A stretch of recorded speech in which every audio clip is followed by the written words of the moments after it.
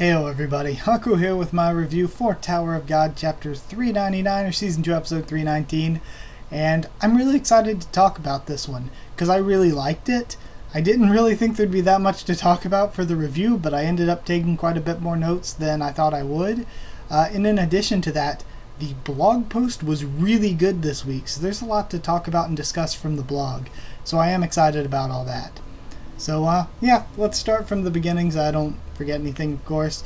So starting at the beginning of the chapter, all the army bows to Yuri. We learned in the blog post last week that they have to do that to any 13-month princess or Zahard himself.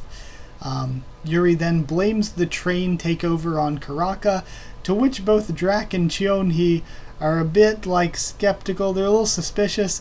They're like, so she was on the train this whole time, and it's basically bringing up, what I said in the, I don't remember if I said it last week, but I know I said it in the live reaction where I was like, now they kind of have to choose. Are they going to go directly word for word with Zahard's orders and just kill everybody who was on the train, which includes Yuri, or are they just going to defer to Yuri and kind of follow her lead since she is an important princess? So it all depends on whether or not they're going to follow the exact word of the orders. So we see Rachel's group then wondering what's happening outside, noting that White's not with them, of course. Yuri and Karaka start to fight, and White is staring up at the sky. We get another flashback to little Joaquin, and we find out he took it so innocently and nicely. He's like, I remember what you told me before about becoming a demon to surpass you and stuff, and I thought maybe I should become a ruler who looks after his subjects. And then Hohn's like, nah, I see the seeds of a demon in you. You need to go embrace murder, embrace the darkness, embrace the dark side. And basically sends him out to fall to darkness, essentially, and to use his rage against him to push him further. And he's like, if you do all that and then you still fail, you'll just be destroyed either way. You were made for that. So, poor Joaquin, I feel like he was a good little innocent snowball, and then he was ruined by Hohn. So I'm kind of on Team Joaquin. I feel like he can be a good guy, especially since Albelda's voice then asks what he's doing. He kind of has that voice of Albelda, Rowan, this amalgamation of souls to be his conscience now. So I do like that. Sachi's team then easily steals Pickles' ship, Pinnacle, whatever. Easily steals their ship. HL-14 tries to stop them and gets one shot by White, and all the panels for that were really, really good looking. White uses a really cool attack to blow Dorian back, and then he looks up at the sky, devoted to destroying Hohn, so all great. All of that was probably the best part of this chapter for me. But I don't know, the Yuri Karaka stuff was good too. So Yuri then actually, Yuryu jumps in to try to stop whatever's going on, and Karaka starts coming at him, but we actually see Yuri launches an attack, and an attack from Yuryu bounces off of it in that one panel, so she actually blocked Yuryu, and after he was blocked and kind of deflected backwards, then Karaka killed him. So Yuri actually kind of caused his death by the hands of Karaka. Cheonhee then notices that Yuri's getting in the way. She's like, what are you doing? She starts thinking to herself, what are you doing, Yuri? And she notes that Yuri's getting in the way. Then Puropo drops the train, just disconnects all the cars and lets them drop out of the air, on the orders of Waryun, of course. And Waryun messages Andrasi to say, we're going to get out of here all together and meet back up at the station. We're going with Plan B. Evan's going to get us out. Or she doesn't call him Evan, she obviously calls him the dwarf or whatever. But yeah, basically that's whatever Plan B is. Evan's going to get them out. Andrasi tries to activate Bong Bong, but then Cheonhee catches the train car. So, one thing that I saw somebody bringing up as a theory was that it's actually Rachel's, it's misleading. It's actually the train car with Rachel's group, and she didn't actually notice that Yuri and the like were criminals. So it could be that, but I would say not, because we see Bomb's group is falling. Andrasi tries to activate Bong Bong, and then when we next see them, they've been caught and they're still, But it could be Bong Bong worked and they teleported out there and they're actually not sitting on the floor in the train but sitting on the floor in the station. But that would be really deceptive. So you would have to be really editing these panels together in a really deceptive manner for that to be the case.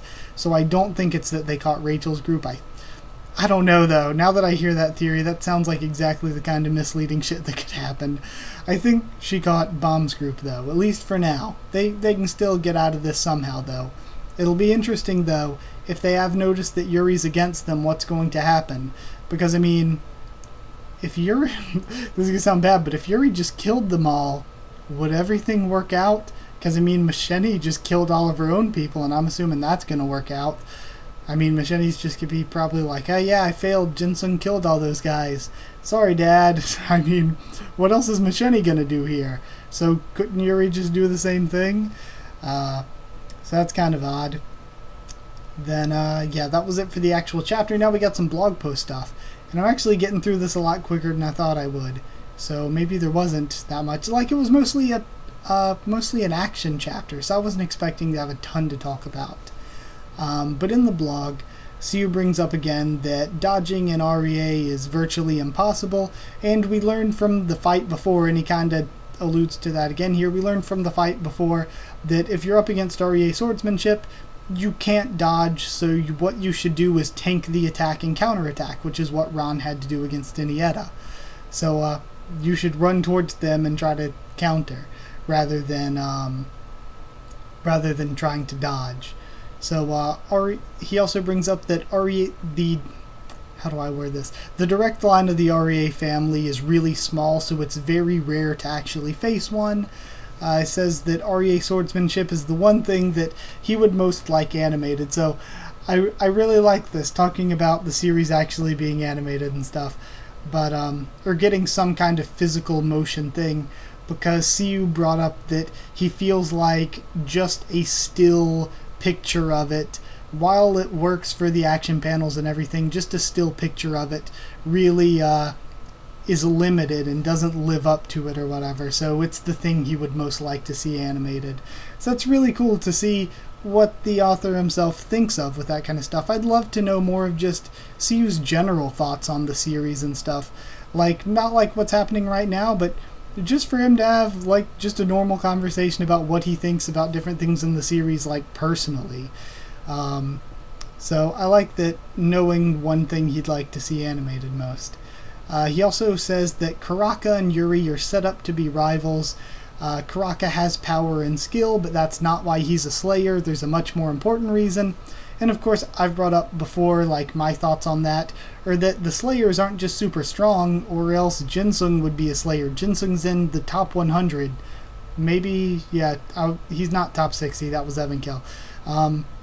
He's in the top 100. He's one of the strongest people ever. If it was just about being strong, Jinsung would be a Slayer. But it's about having a way to defeat an immortal. And whatever prince power or other thing that Karaka has going on, that's the important reason.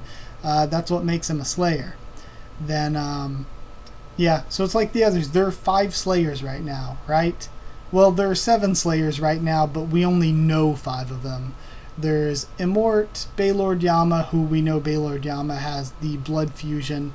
There's Grace Mercy Luzlek, who should be an irregular, because he's related to Arlen.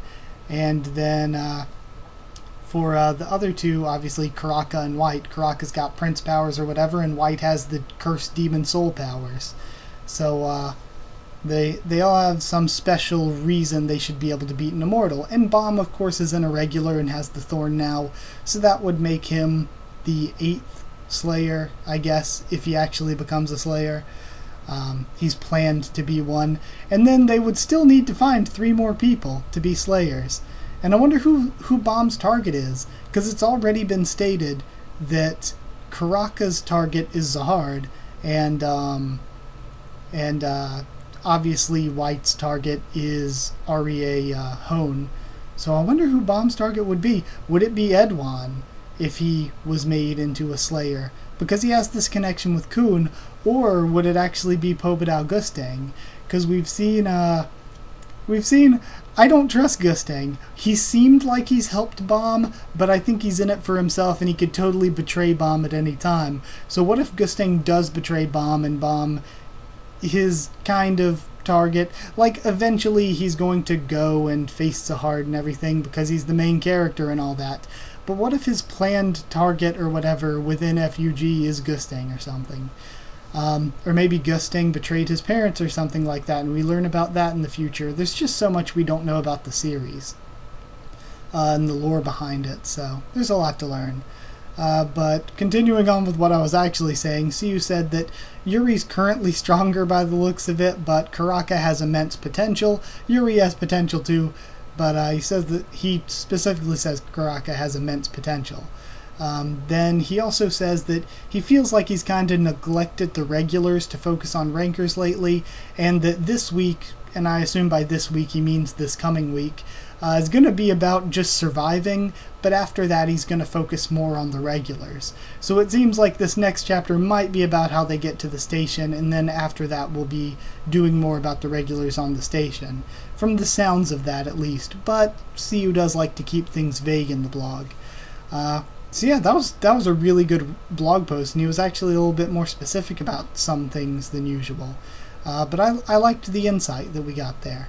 And as a chapter, I thought it was a really good chapter. I love Joaquin as a character. He's one of my favorite characters, maybe even my favorite character. So I love the development for him. And the blog post was insanely good. That doesn't really count towards a chapter score or anything, but it was insanely good. Just throwing that in there. So I would give this a score of 9 Demon Seeds out of 10. I really liked this one. There was development for characters, and there were really cool fight panels. So not much more I could ask for. Like that one cool fighting panel, or there were a few with Yuryu after he had got kind of deflected by Yuri, and there was there were a couple good panels of Yuri with the Green April. Then the one I was thinking of was the Black Lotus or whatever, was really cool from Karaka. And of course you had the huge freaking death Shinsu soul power panels from White. So all of that was great. Oh, one panel I really remember liking a lot is the one where HL14's body is falling back as Joaquin is flying up forward. I really liked that panel. So yeah, shame HL14 had to die. She was pretty cute. But either way, I guess that's it for this review. So, oh yeah, and more Tower of God coming later this week because we got the Haku Q&A coming. So yeah, that's it for this week's review. So like if you did like the video, comment down there, tell me what you thought of this chapter, what you thought of my thoughts on it. Subscribe for more Tower of God, much more on the channel. Follow on Twitter if you want. I can try to keep you updated and stuff for the channel. And if you want a link to our Discord server to talk to me or more of us there, ask and I'll give you a link. That's it. Thank you once again for watching, and I'll see you all next time.